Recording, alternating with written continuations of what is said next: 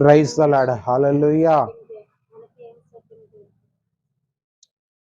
Praise the Lord. దేవుని నామానికి మహిమ కలుగును గాక. హల్లెలూయా, హల్లెలూయా.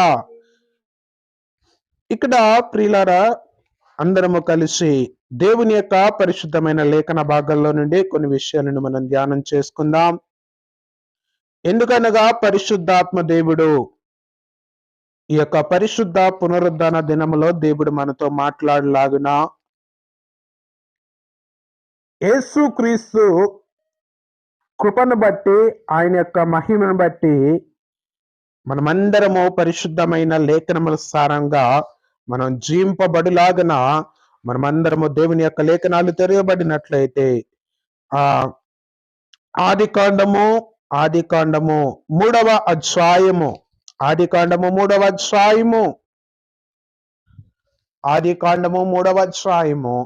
13వ వాక్య భాగాన్ని మనం చదువుకుందాం. అప్పుడు దేవుడైన యెహోవా స్త్రీతో నీవు చేసినది ఏమిటని అడగగా, స్త్రీ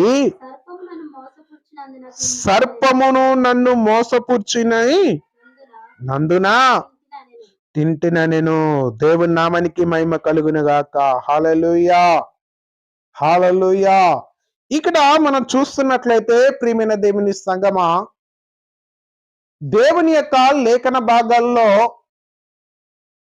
మనం చూస్తున్నట్లయితే అంశ భాగము మోసం.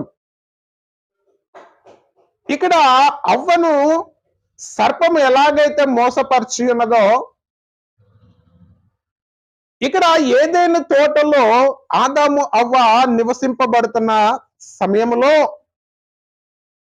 ఈ యొక్క దినమున ఏం కలుగుతున్న అంటే, ఇక్కడ మనం చూస్తున్నట్లయితే సర్పము చేత మోసపోయి ఉన్నది. దేవుని నామానికి మహిమ కలుగును గాక. హల్లెలూయా. ఇక్కడ మనము గమనిస్తున్నట్లయితే ప్రియులారా, ఇక్కడ ఏ విధమైన, ఇక్కడ మనం 13వ వచనములో చూస్తే, అప్పుడు దేవుడైన యెహోవా స్త్రీతో నీవు ఏమి చేసి ఉన్నావని అడగగా. ఎవరిని అడిగారంటే యేసుక్రీస్తు ప్రభువారు.